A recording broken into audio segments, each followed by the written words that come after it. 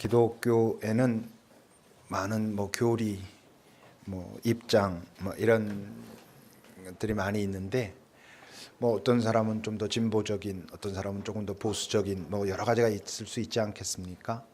그런데 이제 그런 진보적이건 보수적이건 여러 교리들이 확 통합되는 자리가 있어요. 그게 뭐냐면 하나님의 사랑이 너무나 명확하게 확 드러나는 자리에 가면 그런 여러 어떤 이렇게 저렇게 생각한다, 난 이게 옳다고 생각해, 저게 옳다고 생각해 하는 게 다 쭉 잠들고 하나님의 사랑만 확 커지는 순간이 있는데, 저는 요즘 우리 이재근 선교사님을 통해서 그런 경험을 합니다. 이제 우리 선교사님 나오셔서 당신의 이야기 또는 당신이 경험한 바로 그 사랑의 이야기 하실 때 여러분들 그 사랑이 여러분들 안에도 잘 흡수될 수 있기를 바랍니다.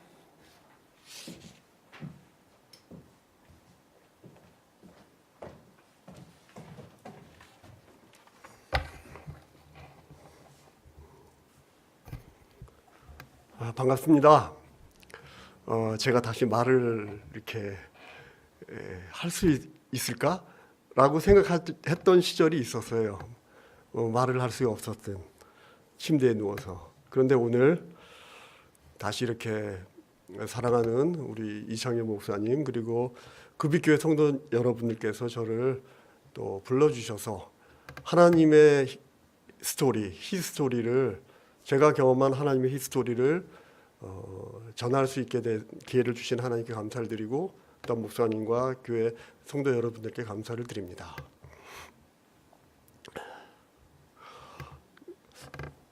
제가 아까 잠깐 이렇게 밖에 나갔는데 권사님이 저 손을 꼭 잡아주시면서 산 게 맞냐고 하면서 저 이상 더 기뻐해 주시는 얼굴을 보면서 그분의 그 마음이 바로 우리 급비교회 성도님들의 마음을 대변하고 있다라는 생각이 들었습니다. 이 목사님께서 늘 저와 그 카톡과 때로는 전화를 하면서 어떻게 되어가고 있는지, 또 상황은 어떤지 늘 살펴봐 주셨고요. 그래서 늘 감사했습니다. 또한 성도 여러분들이 사랑과 정성을 모아서 큰 액수의 헌금과 또한 기도를 늘 수시로 해주셔서 제가 오늘 이렇게 여러분 자리 앞에 이렇게 서게 된 줄로 저는 그렇게 확신하고 있습니다.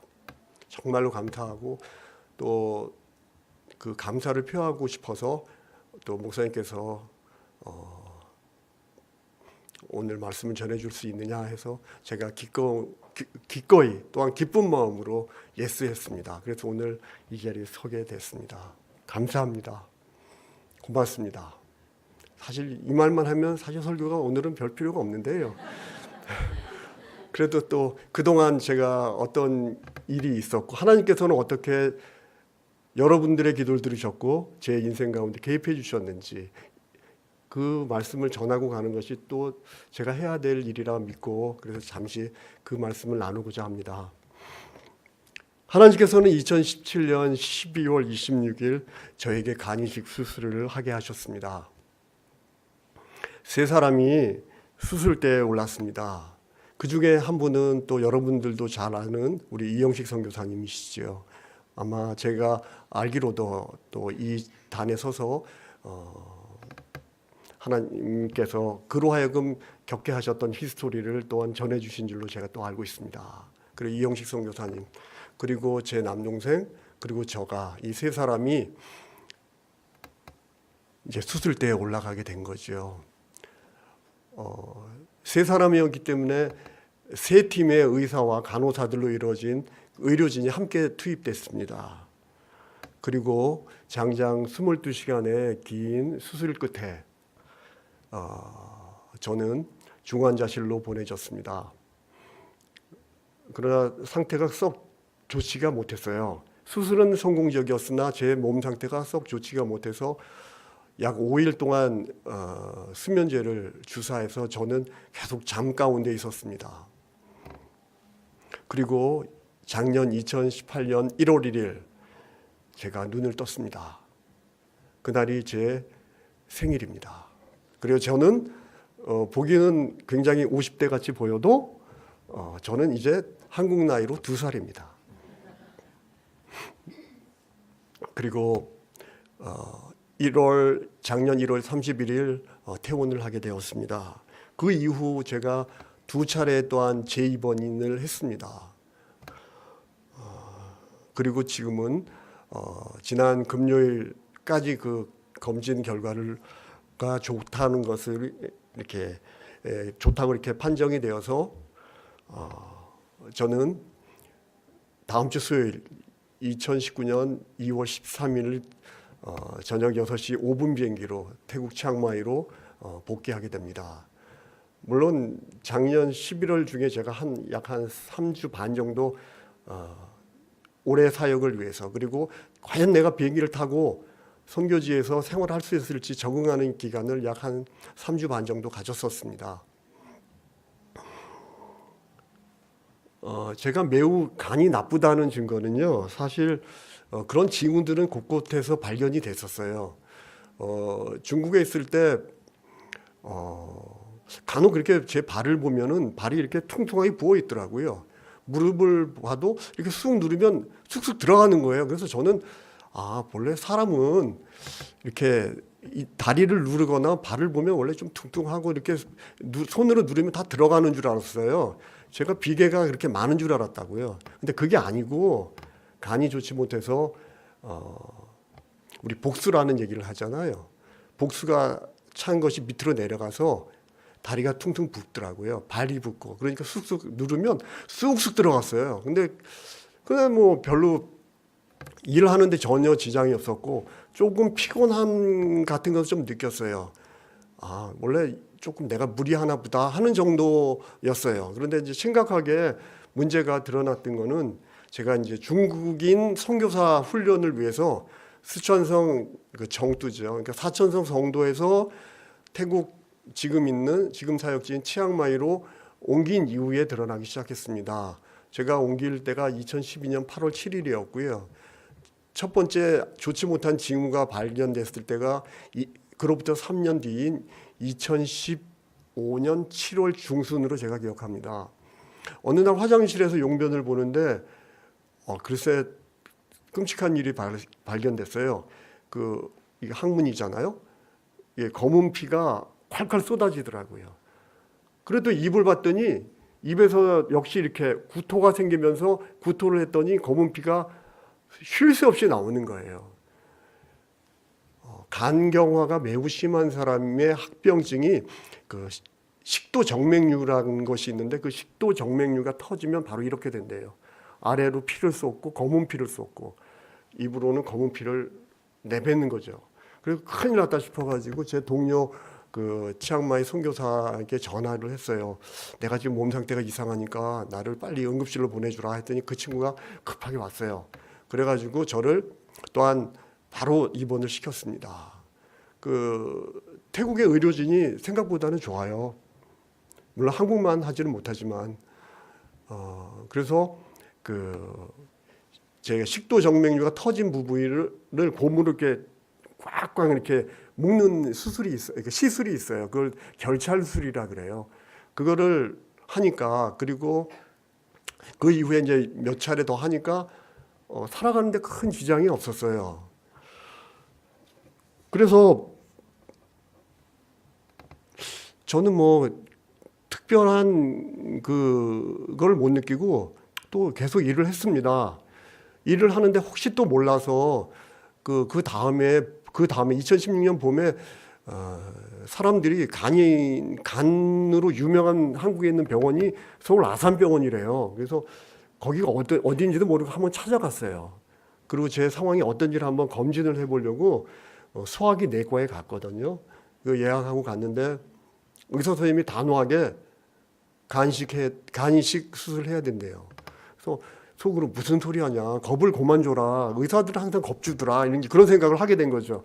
근데 제가 매우 무식한 생각을 했던 거예요. 잘 인지하지 못했던 거예요. 제 간 상태가 그렇게 나빴던 걸 몰랐고 식도 정맥류가 터지면 죽을 수도 있다라는 사실도 그 당시에는 몰랐어요. 그래서 의사가 겁주겠거니 하고 그런 마음, 그런 편안한 마음으로 있었는데 의사 선생님이 간곡하게 간 이식해야 된다.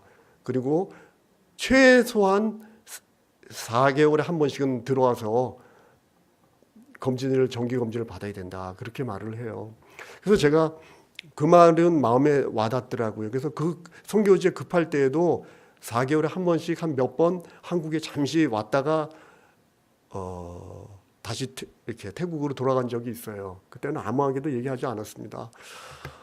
별로 저를 도와주시는 교회에 얘기해도 아픈 선교사 좋아할 교회가 별로 없거든요. 그래서 이거는 일단 하나님께 기도하고 이렇게 알아서 처리하자 이런 마음을 먹었어요. 근데 참 어리석은 마음인 거죠.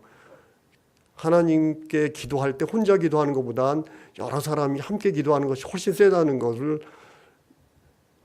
저는 목사인데도 그때는 잘 몰랐어요, 솔직히. 근데 작년 1년 반 동안 경험하면서 중보기도의 힘이 얼마나 센지, 사랑하는 성도님들의 기도가 얼마나 강한지, 하나님께서 얼마나 함께 우리가 연합해서 기도하기를 원하시는지 그렇게 많이 깨닫게 되었습니다. 여러분들께서도 혹시라도 다 문제가 없는 사람이 어디 있어요? 살아있으면 다 문제들이 많잖아요. 그 기도 제목이 있으면 정말 기도해 줄 사람들,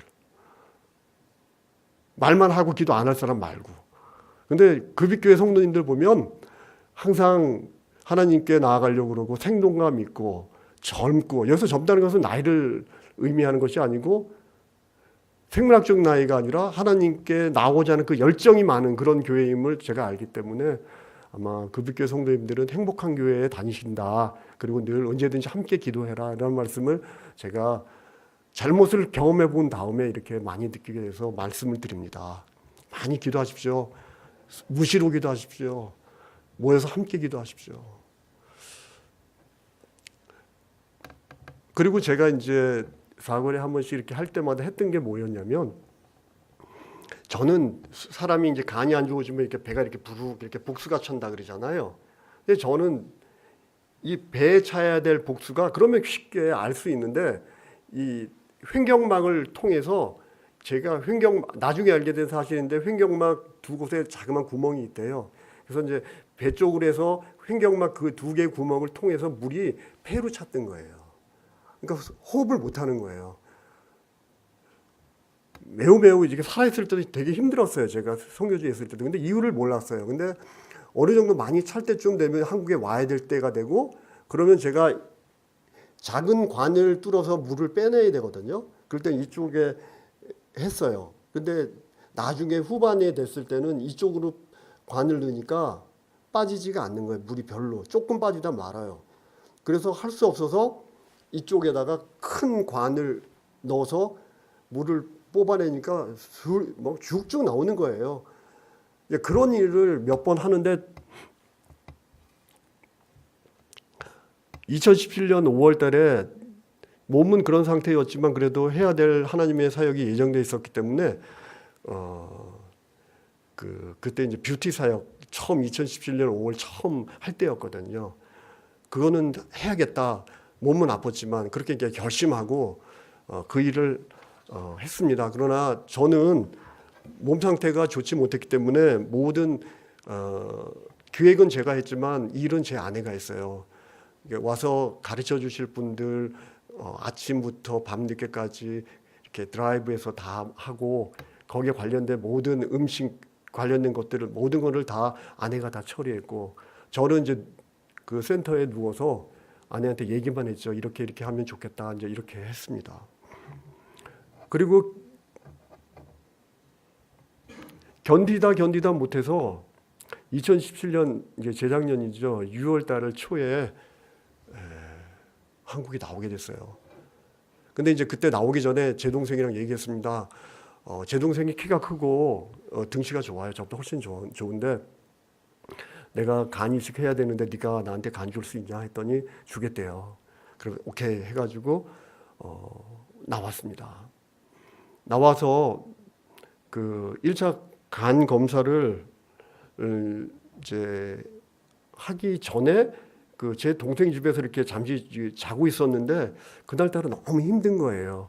새벽 1시 반 정도가 됐는데 제 재수씨죠. 그러니까 제 남동생 아내가 간호사예요. 그리고 지금은 초등학교 양호 선생하거든요. 그러니까 저를 계속 온도하고 혈압을 재주더라고요.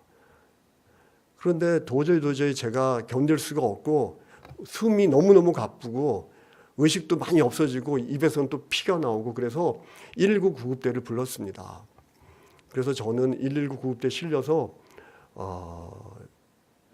이제 서울 아산병원 응급실로 이제 들어가게 됐죠. 그 들어가는 동안 약 한 40분 정도 시간이 걸렸는데 처음에 이렇게 119 구급대가 운영하는 그 차에 탁 타니까 산소호흡기를 대주더라고요. 그런데 너무 힘들어서 산소호흡기로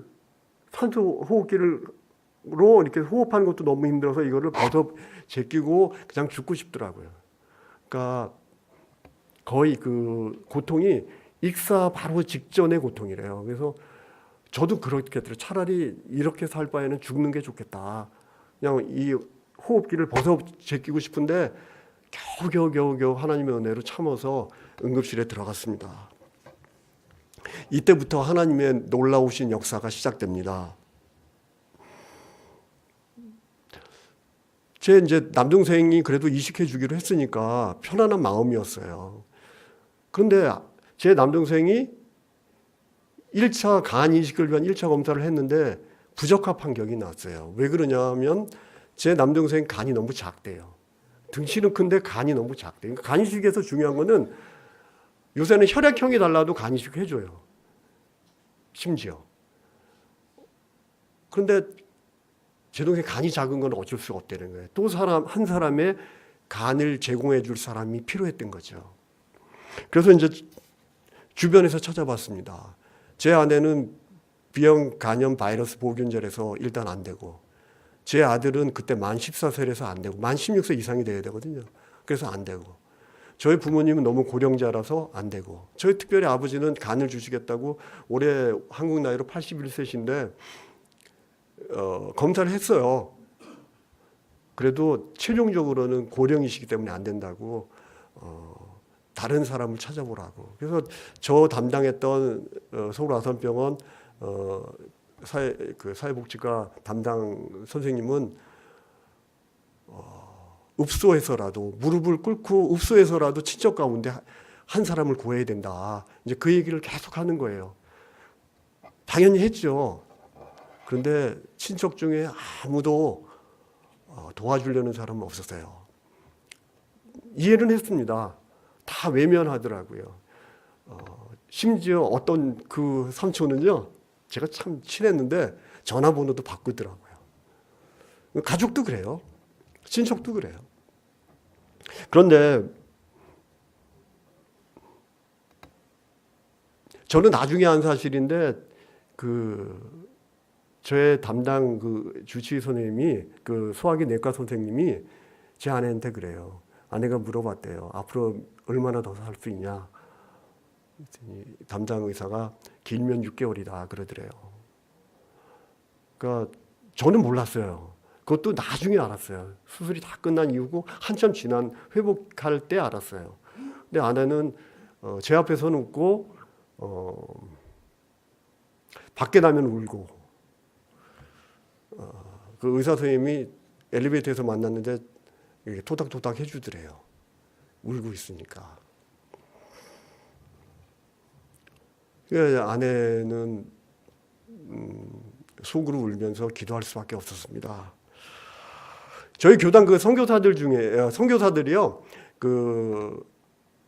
공산권과 사회주의권을 뺀 나머지 대부분 지역에서 일하는 선교사들끼리는 카카오톡이라는 단체방이 있어요. 그러니까 제가 이제 이번에 있고 상황이 좀 심각하다 보니까 저희 총회 세계선교부 저희 지역 담당 간사한테 얘기를 했어요. 내가 이만큼 해서 지금 현재 입원 상태다 했더니 이 친구가 다녀가더니 그 다음날 바로 카카오 단체 톡방에다가 제 사연을 올린 거예요.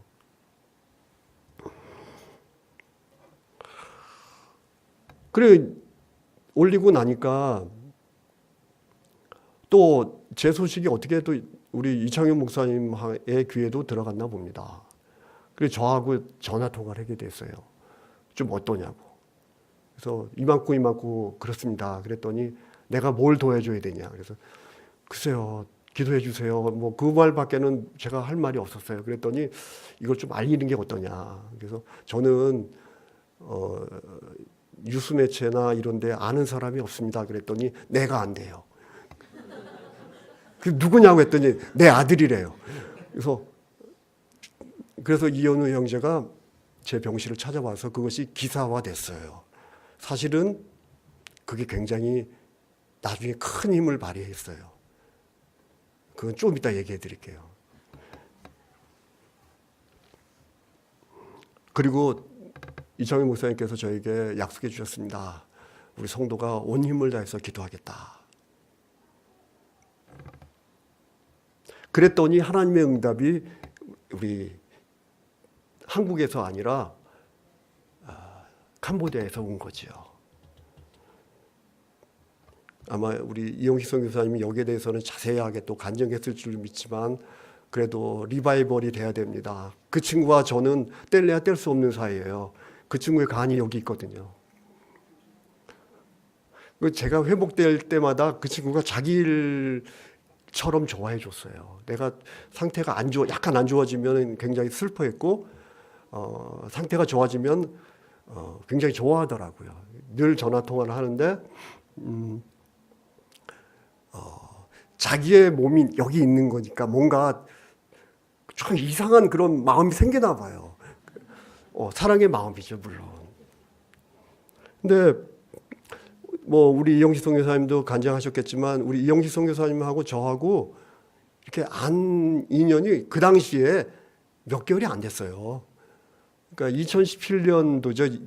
5월 말부터 6월 초 사이에 저희 교단 그 선교사들 재교육하는 훈련이 제가 선교지로 있는 치앙마이에서 열렸어요. 그래서 제가 또 수고하시니까 몸도 굉장히 안 좋은 상태였지만 그래도 그냥 지나칠 수 없어서 맛있는 태국 과일과 함께 그곳을 방문했죠. 그리고 함께 기도하는 시간을 가지게 됐어요. 근데 그때 저를 봤다는 거예요. 사실 저는 기억이 안 나요. 그때 3분 봤대요, 본인 말로는. 아무튼 잠깐 이렇게 스치듯이 본 거예요. 근데 그게 이제 단톡방에 이렇게 뜨고 하다 보니까 이제 처음에는 그냥 기도해야겠다. 내가 아는 분인 왜 갑작스럽게 간이식을 해야 되냐. 이 지경까지 이르렀냐. 불과 얼마 상관이 아니었거든요. 그래서 이제 기도를 해야겠다 해서 이제 기도를 하는데 자꾸 하나님이 이재근 선교사에게 간을 줘라 그러시더래요. 아마 그 얘기는 했을 거예요. 아마 여기서도. 근데 여러분들 다 알다시피 이영식 선교사님은 사랑하는 아내가 있고 또 딸이 4명이나 있어요. 그 막내 딸이 제 아들이랑 나이가 같아요. 그래서 기도하는데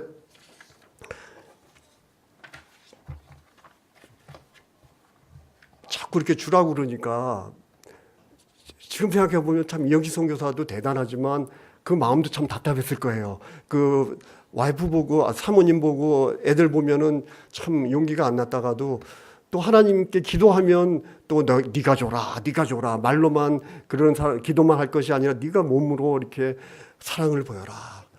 참 세상에 그런 사람이 어디 있어요. 가족도 친척도 외면하는 것이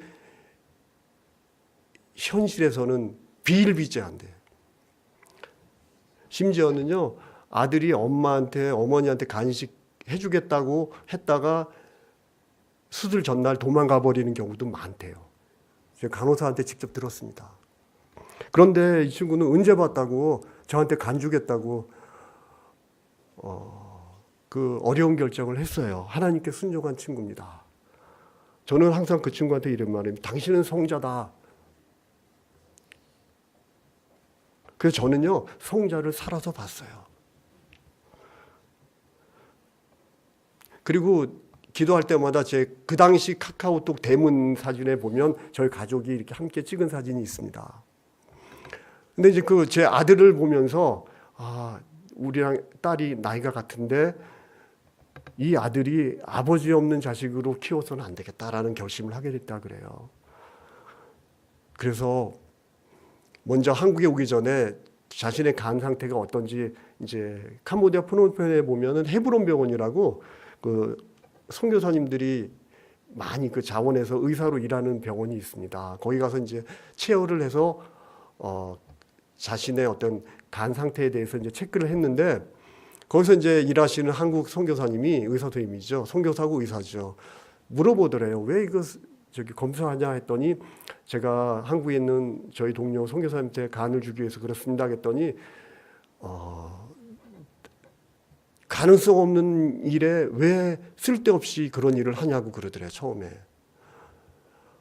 그 의사 선생님은 잘 알고 있어요. 남이 그러니까 가족이 아닌 경우에는 그 최소 3년 이상 알아야 되고 그 다음에 또 서로 함께 찍은 그것을 증명할 수 있는 지인, 오래된 지인이라는 것을 증명할 수 있는 사진이라든지 이런 자료가 있어야지 이제 신청이 되고 그래도 남인 경우에는 그 장기 매매 이런 것 때문에 잘 허가가 안 난다라는 거죠. 거의 99.9% 불가능한 일이다 이렇게 얘기하더래요. 근데 이제 하나님께서는 네가 줘라 그러고 하나님의 음성임을 믿고 확신하고 있는데 그런 마음을 빌었다는 거죠.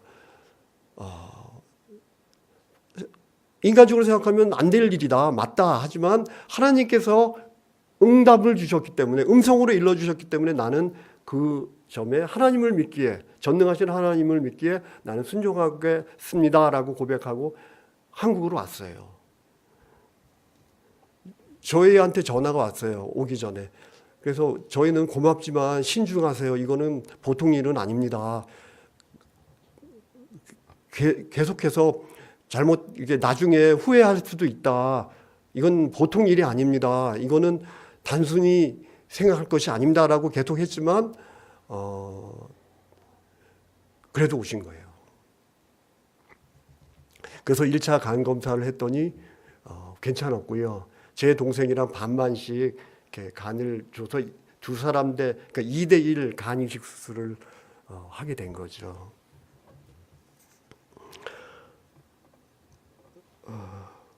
그런데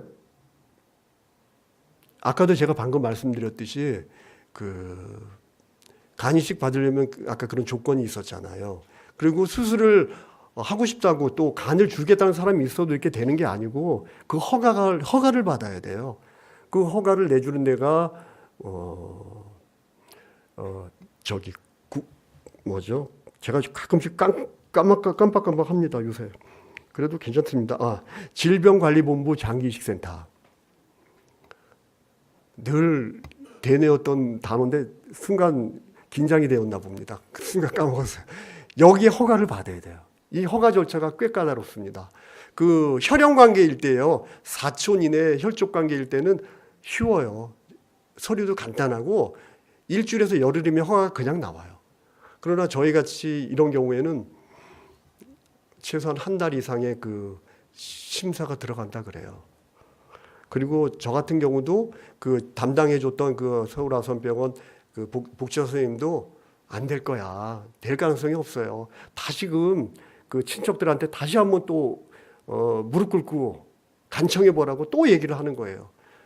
그 의사 선생님들도 이 친구는 수술을 하기는 해야겠는데 허가가 날 가능성이 별로 없다고 해서 의사들도 이제 회진 돌 때는 저는 거의 그냥 못 본 척 하더라고요. 별 얘기도 안 해요. 저는 왔다가 그냥 괜찮죠 하면 괜찮긴요. 아파 죽겠는데 그냥 가시더라고요. 하지만 여기에 하나님의 놀라운 섭리가 있었습니다. 제가 아까 우리 이현우 형제가 기사화 시켰다 그랬잖아요. 국민일보에.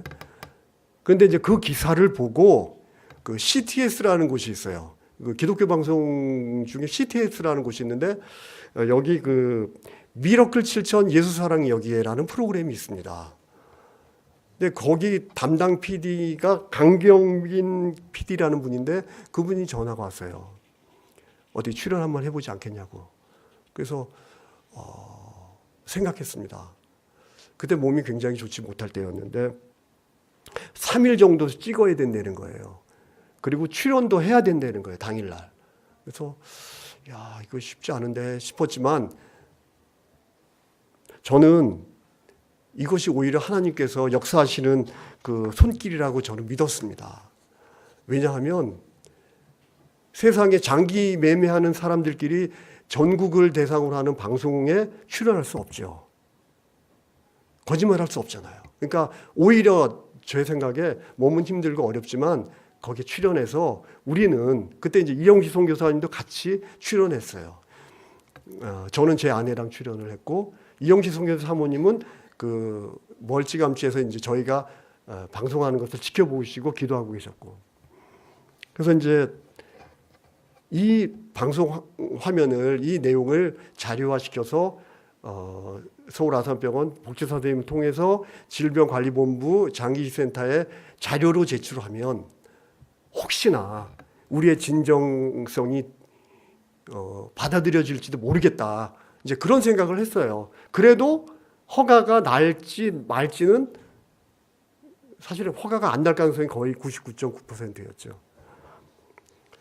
그런데요, 2017년 11월 1일 날 제가 자꾸 숫자를 얘기하는데 이게 제 습관이에요. 그거는 숫자는 그 날짜 뭐 숫자 이건 중요하지 않습니다. 근데 2017년 11월 1일 111이 세계인 날은 제가 죽을래야 죽어도 잊어버릴 수 없는 날짜입니다. 그날 남들은 다 불가능하다 그랬어요. 헤브론에 있는 그 의사 선생님도 불가능하다 그랬고 서울 아산병원의 의사들도 못 본 척했고 수술이 안 될 거기 때문에 사회복지사 선생님도 그분도 크리스찬이에요. 그래도 이건 안 되는 일이다. 그래도 한번 끝까지 한번 해보자. 이제 그래도 그분이 크리스찬이었기 때문에 기도하면서 해보자라고 얘기를 했지만 반신반의 거의 안 될 거다. 이제 그런 모든 사람들이 다 안 될 거라고 했는데 2017년 11월 1일 제 카카오톡으로 그 사회복지사 선생님이 수술이 허가 났다는 허가서를 보내줬어요. 그러면서 정말 축하한다고, 이거 있을 수 없는 일이 생겼다고 이렇게 말씀해 주셨습니다. 10월 31일자로 났어요. 그리고 2달 안에 수술을 해야 되는 거예요. 저는요 그때 기쁘기도 했지만 캄보디아에서 저를 위해서 달려와 줬고 그 다음에 저한테 좋은 간을 제공하기 위해서 아침 저녁으로 2시간씩 운동하고 아침 저녁은 정말 간단한 두유와 양배추를 삶아서 그걸로 식사를 대신했던, 그리고 이제 점심 한 끼만 그냥 제대로 먹는 그 이영시 선교사의 그 노력과 사랑의 수고를 저는 늘 기억하면서 또 미안도 하더라고요. 저는 사실 굉장히 좋은 뉴스지만 그 친구한테는 다시 한번 결단을 요하는, 진짜로 간을 줄 것이냐 결단을 요하는 그 순간이었을 것입니다. 하지만 그 모든 과정이 하나님의 히스토리, 그의 이야기, 하나님의 이야기였습니다. 불가능한 거였어요, 사실. 그것이 여러분들의 기도와 사랑과 그 모든 것이 함께 어우러져서 수술할 수 있게 되었어요. 하지만 또 역시 문제는 남아 있었습니다. 2차 간 검사를 하려면 이제 1차, 2차 하거든요. 그 간을 줄 사람도 이렇게 2번에 걸쳐서 검사를 해요. 근데 2차 간 검사는 1차 간 검사에 오케이 되면은 대부분 다 오케이가 되는데 이영시 선교사님은 각고의 노력을 했잖아요. 그랬더니 간 상태가 훨씬 더 좋아져 가지고 그냥 단번에 2차 검사 오케이 됐어요. 근데 제 남동생은 그러지를 못했어요. 간 상태가 지방간이 좀 더 늘었더라고요. 아마 운동할 시간이 없었나 봅니다. 당시 학교에서 여러 가지 일을 많이 맡았기 때문에 경무에 시달렸고 또 집에 오면은 3명의 그 애들이 거의 아빠한테 매달려서 하니까 운동할 시간이 없었나 봐요. 그랬더니 병원에서는 한 달의 기간을 줄 테니까 이 안에 제 남동생한테 하는 얘기죠. 당신의 간이 좋지 못하면 수술은 안 돼. 이렇게 결정이 났던 거죠.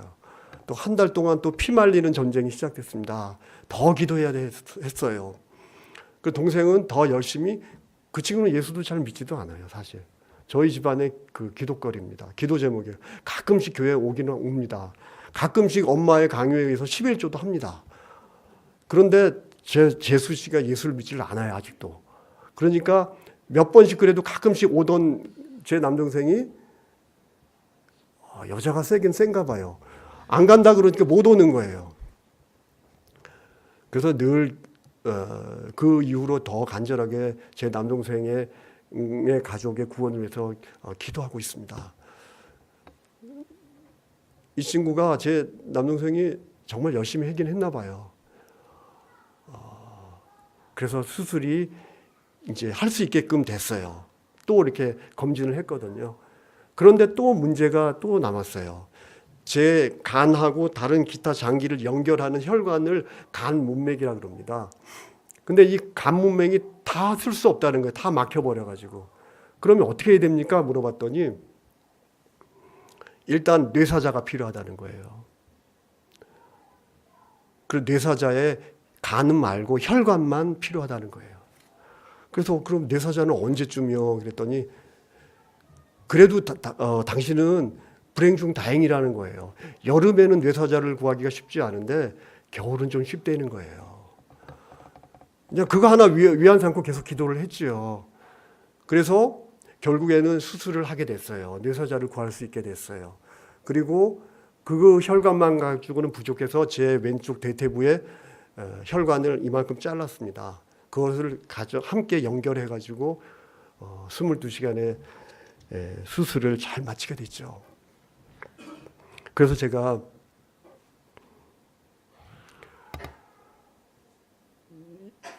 (2017년 12월 26일) 제가 수술실에 들어갈 때는 거의 의식이 없었어요. 그리고 제가 수술하는지도 몰랐어요.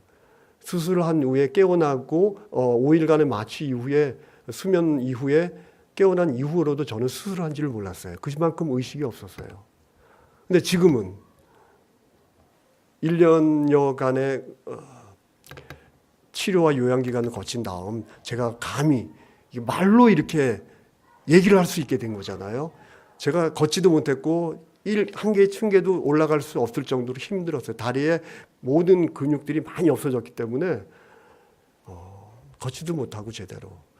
85kg 나가던 제 몸무게가 그 당시에 49kg 나갔습니다. 지금은 어제 재보니까 61.5kg 나가요. 저는 다리 꼬고 이렇게 앉는 사람 보고 이해가 안 됐어요. 어떻게 다리가 꼬아지지? 근데 지금은 이해가 돼요. 꼬아지더라고요. 그래도 이렇게 건강하게 여러분 앞에 섰습니다. 오늘 이렇게 본문 말씀처럼 내가 죽지 않고 살아서, 그리고 그 다음 절에 여호와께서 나를 심히 경책하셨어도 죽음에는 넘기지 아니하셨도다. 내가 죽지 않고 죽음에는 넘기지 아니하셨도다. 누가요? 여호와 하나님께서. 우리는 늘 우리의 생명의 주인은 내가 아니고 우리 하나님을 고백하는 삶을 살기를 권면드립니다. 오늘 말씀도 생명의 주인은 하나님이시고 우리 주 예수님임을 오늘 성경 말씀을 통해서 오늘 여러분들에게 하나님께서는 일러주시고자 하고 계시는 거예요. 항상 내가 주인이고 모든 것을 모든 질고를 내가 다 짊어지고 나 혼자 모든 걱정 가운데 불면의 밤을 지내시는 분이 혹시라도 계십니까? 저도 15일 정도 잠을 거의 못 잔 적도 있어요. 도대체 잠도 안 오더라고요. 자고 싶어도 잠이 안 와요. 그런 적도 있었어요. 그러니까 벽을 손으로 치면서 하나님 잠 좀 자게 해주세요. 하나님은 저를 버리셨나요? 사랑하는 자에게 잠도 주신다는데 그런 적도 있었어요. 불면증 환자의 고통을 조금은 압니다. 그래도 생명의 주인이신 하나님께서 네가 걱정하지 말고 모든 것을 나한테 다 맡기고 내가 다 알아서 하고 네 생명은 내가 책임진다. 저는 늘 그래서 그 말씀, 모든 나의 생명의 주님은 내 안에는 예수님, 하나님이 나의 생명의 주인이시고 또 눈을 감았다가 하루 자고 눈을 떴을 때 새로운 하루가 시작되잖아요. 놀라운 하루가 시작됩니다. 힘들고 지쳐서 이렇게 잠을 청할 때가 많지 않습니까? 요즘 특히 그럴 때가 많으실 거예요. 하지만 새롭게 눈을 떴을 때는 기대를 가지고 살아야 되는 거예요. 오늘 하루도 하나님 새날 주셔서 감사합니다. 하나님께서 하실 일을 기대합니다 하고 활기 있고 긍정적이고 적극적으로 살아가시기를 2019년도도 살아가시기를 축복합니다. 그리고 그렇게 살아가시면서 그냥 사는 게 아니죠. 내가 죽지 않고 살아서 여호와께서 하시는 일, 여호와께서 하시는 일, 여호와께서 하나님께서 하시는 일, 하나님께서 내 인생에 개입해 주셔서 하루하루 나와 함께 동행하면서 시시때때로 하나님 아시죠? 이렇게 하면서 우리가 늘 걸어가면서도 얘기할 수 있고 기도 시간에도 얘기할 수 있고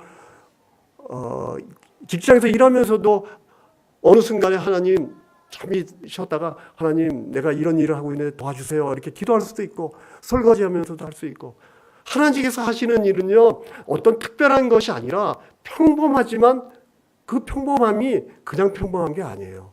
사실은 그 평범함을 하고 싶어서 누워있는 병원에 수많은 환자들이 있잖아요. 하지만 내가 건강해서 오늘 하루 하나님께서 나와 함께 동행하면서 이렇게 살아가는 그 하나님께서 하시는 일, His story. His story is my story예요. 하나님과 동행하는 삶. 임마누엘의 하나님과 동행하면서 늘 같이 걸어갈 때도 밥 먹을 때도 동행하면서 하나님 어때요? 이렇게 늘 묻고 대답하고 듣고 하는 그런 삶을 이렇게 살다 보면요. 우리가 처음 예수 믿을 때 기억이 나시잖아요. 내가 만난 예수님을 전하지 않고는 견딜 수 없었던 그때가 있었잖아요. 그때를 아십니까? 우리 모두는 다 그때가 있어요. 이상하게 친구를 만나도 나는 쓰잘데없고 잡담보다는 내가 딱 눈치 봐가지고 내가 저 친구한테 내가 만난 예수님을 얘기해 줘야지 막 그런 마음으로 불타오를 때가 있었잖아요. 그게 또 과거 시사가 되면 안 됩니다. 현재 일로 또 지금도 그렇잖아요. 그럼 왜 그러냐면 성령님은요 우리로 하여금 그런 마음을 늘 주시는 거예요. 오직 성령이 너에게 임하시면 너희가 권능을 받고 예루살렘과 온 유대와 사마리아 땅끝까지 이르러 내 증인이 되리라. 예수님이 승천하시면서 하신 말씀 유언과도 같은 말씀이에요. 그건요 성령 받은 사람은요 누구나 다 그렇게 돼요. 왜냐하면 성령님은 전도하고 싶게 하고 선교하고 싶게 하고 그런 마음인 거예요. 우리가 다 그런 마음을 경험했고 또 지금도 경험하고 있습니다. 그것을 여호와께서 늘 나와 함께 동행하는 그 얘기를 이렇게 전하는 거예요. 또 굳이 입술 안 전해도 우리의 삶 가운데 이렇게 그렇게 늘 생활하다 보면 우리는 모르지만 남들은 알아요. 우리는 예수 그리스도의 향기이기 때문에 그래요. 그런 삶이 복된 삶이에요. 그래 올 한 해 여러분께 제가 감히 축복합니다. 행복이 뭐냐고 물으신다면 저는 주님과 함께 동행하면서 나의 하나님의 이야기, 내가 경험한 하나님의 이야기를 이웃들에게 가까이 있는 가족, 친척 그리고 내가 만나는 모든 사람에게 이렇게 입술로든 혹은 행동으로든 이렇게 전하는 삶이 행복이다. 물론 건강이 최고다. 저도 동의합니다. 아파 보니까 건강을 잃으면 모든 걸 잃더라고요. 아무것도 할 수 없었어요. 물론 건강도 중요합니다. 매우 중요합니다. 하지만 단지 건강하다고 그것이 다는 아닌 거예요. 이처럼 하나님과 나만이 하는 은밀한 His story is my story. 하나님의 이야기 곧 내 이야기를 늘 전하는 삶이 참 우리가 이 짧은 인생 살아가는 동안 해야 될 그리고 우리가 늘 바라는 천국을 소망하면서 우리 사도 바울이 디모데후서 4장 7절 8절에서 이렇게 고백했듯이 내가 선한 싸움을 싸우고 달려갈 길을 마치고 믿음의 승리자가 됐듯이 그러면 하나님께서는 바울뿐 아니라 우리 모두에게 의의 면류관을 이미도 준비하고 계신다는 거죠. 천국의 관점을 가지고 이 땅을 여호와와 함께, 하나님과 함께 살아가면서 이런 복된 삶을 살아가는 가는 것이, 우리가 새해 복 많이 받으세요 라고 하는 것의 실체라고 저는 감히 여러분께 말씀드리고자 합니다. 그리고 저는 이제 아까도 소대 말씀드린 대로 2월 13일 날, 다음 주 수요일 날 이제 치앙마이로 갑니다. 가게 돼서 첫 번째 할 일은 2017년 5월에 처음 해봤던 그 뷰티 사역에 관련된 일을 다시 한번 재개해 보려고 합니다. 그래서 이제 태국인 전문인 사역자를 발굴해서 그 친구로 하여금 기술을 배울 수 있도록 하게 하고, 또 3, 4년 후 종국에는 뷰티샵인데 그것이 일종의 교회와 같은, 목장과도 같은, 거기서 어떤 사람이든지 삶의 현장 가운데서 만나는, 머리하러 오는 많은 사람들에게 늘 행동으로, 삶으로 복음을 전하고, 또 거기에서 기도회도 열리고, 또 더 가능하다면 예배도 열리는 이런 것을 꿈꾸면서 2월 13일 날 갑니다. 여러분들께서 많이 기도해 주셨고, 또한 그랬기 때문에 제가 여기 다시 쓸 수 있었습니다. 그래서 또 계속해서 제가 부탁드리고 싶은 거는 기억해 주셔서 기도를 계속해 주십사 하는 그런 부탁의 말씀을 감히 드립니다. 고맙습니다.